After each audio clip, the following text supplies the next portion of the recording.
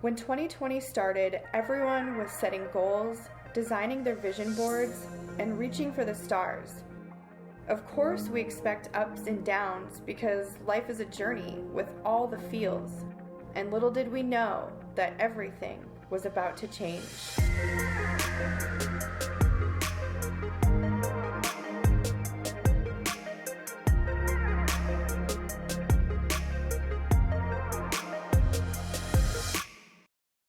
Well, thank you so much for your time today and for joining us today. For the people who are watching and are not familiar with who you are, go ahead and introduce yourself and tell us what you do.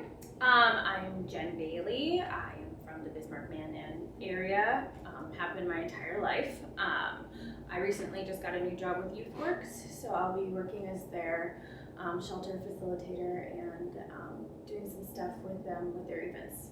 So I love that so much. So for people who are not familiar with YouthWorks, what is that? There's a couple different things. It's mostly for at-risk youth who are runaways or need a safe place to go. YouthWorks helps facilitate that for them. It's a short-term solution, but they continue to help kids along their way. So, I love that so much. So we're talking about pandemic feels here today. So we're in like August, and it's been a few months since the height of the pandemic.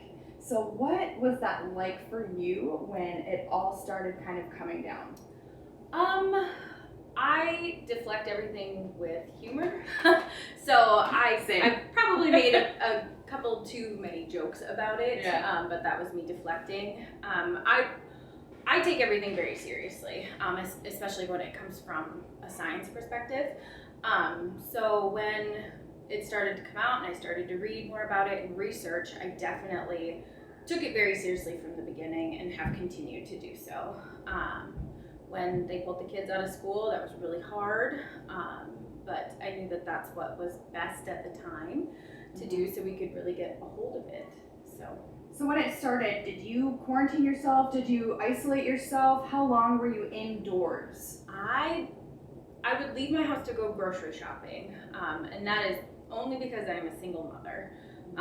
So I was fully masked, made sure I had enough hand sanitizer, and would get the things that I need. And I woke up at 6:30 in the morning. My son and I left to go to Target at 7 a.m. or the co-op, and that's how we lived our lives for a really long time.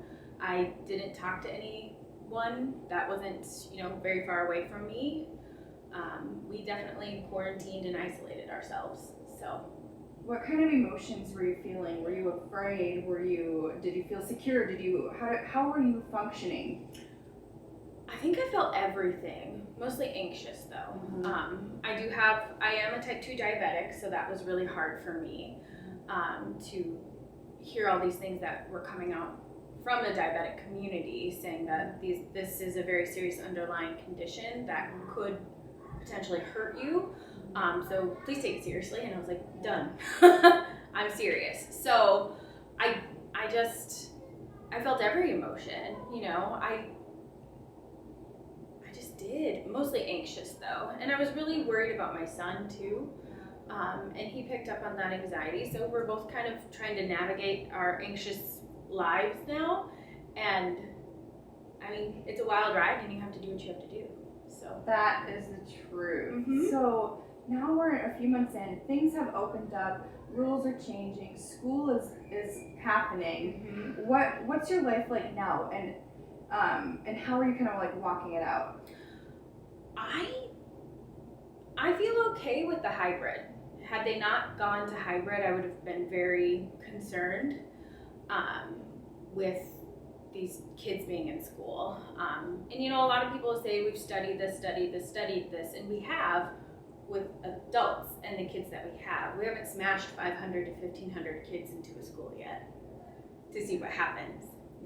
And so slowly reintroducing these kids back in is really good. It's gonna be hard. Distance learning is not very fun, but you can make the most of it, and that's just kind of what I think we all have to do. Like, the more we complain and don't comply, the longer we have to do this. Yeah. So it's going to be a challenge, but I'm here for it.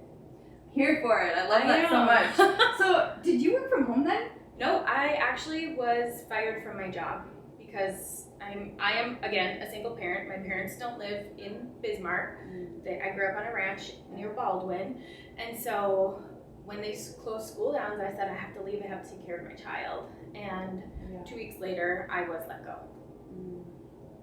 How did you feel about that? You feel it?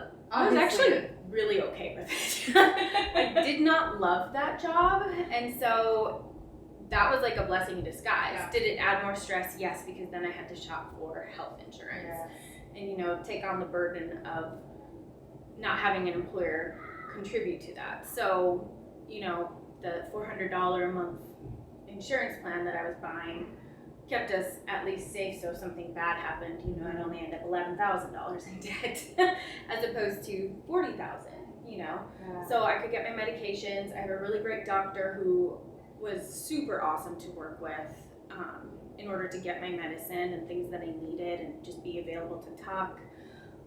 There's a social worker down at Sanford that I use too, and so she's been really, really great through all of this. So great. Mm-hmm. I'm sure you've learned so much walking through this the last few months. Yep. But what are some of your biggest takeaways of just lessons learned? I love my mom and dad more than anything in the world, and those two being in their little bubble on a ranch, they don't venture out. They don't venture out to begin with, but this made it even harder for them.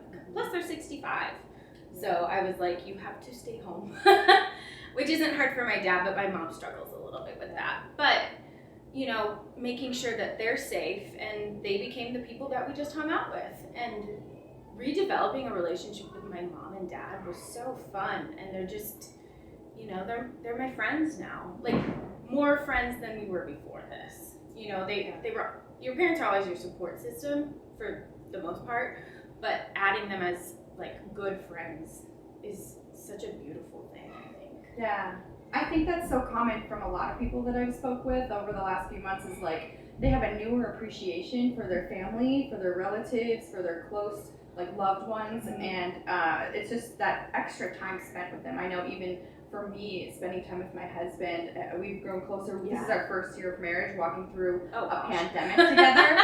So it's been so interesting just to kind of walk through that and navigate that.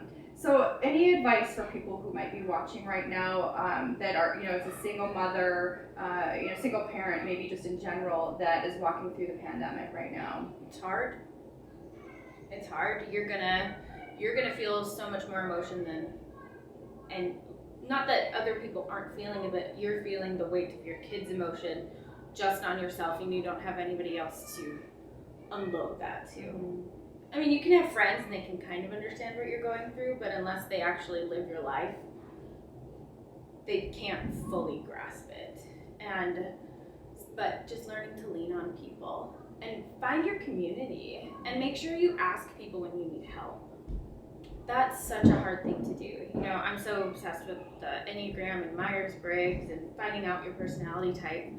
And that has been such a huge thing for me. So really diving into my type 8 has been a lot. And so, because my biggest fear is vulnerability. You are like my husband. He's Yes. an 8 too. Yes, that is my biggest fear. So learning to ask for help has been so big for me, and it's awesome. That's so good. So let's talk about self-care and we'll wrap up. What does self-care mean to you? And how have you been able to take care of yourself during this time? I bought foot masks, I bought face masks, I bought hand masks, I bought a bath bomb. I don't enjoy taking baths, but you know what? I actually really found that enjoyable, to just close the door, which is, again, really hard when you're a single parent, to just close the door and not be bothered by anyone. So my self-care is that, and going on bike rides. I bought a bike. So Henry and I, we go on 3-mile bike rides about every other day. We're outside, we go for walks. Just really learning to take care of yourself. And I discovered reading again. So I really actually quite enjoyed this time, for as stressful as it is, because I got to go back to who I am and figure that part out again. Yeah, that's so good. And what's crazy right now is that it's almost like kind of some closure for you. Like you're getting a new job, like you're out kind of getting, you know, the exercise, getting some fresh air, getting to spend time with your family, and it is like a blessing. It is kind of like what you said. It is, which I think we all should look at it. Granted, we had to cancel a lot of stuff, you know, and I didn't get to do our huge family barbecue where, you know, we have 75 plus of our favorite relatives at my parents' home. We had to cancel that, and that was really hard. But we knew it was for the best, and our silver lining is that we hopefully all get to do it again next year. Yeah. So. Yeah, that's good. Well, I wish you all the best at your new job. YouthWorks is an amazing place. Yes. I think it's so great that you can be able to give back to those kids like that. Yes, thank Thank you for joining us today. Thank you. Thanks for joining the conversation. Make sure to follow us on all socials at Mixtape Talks. We'll see you next time.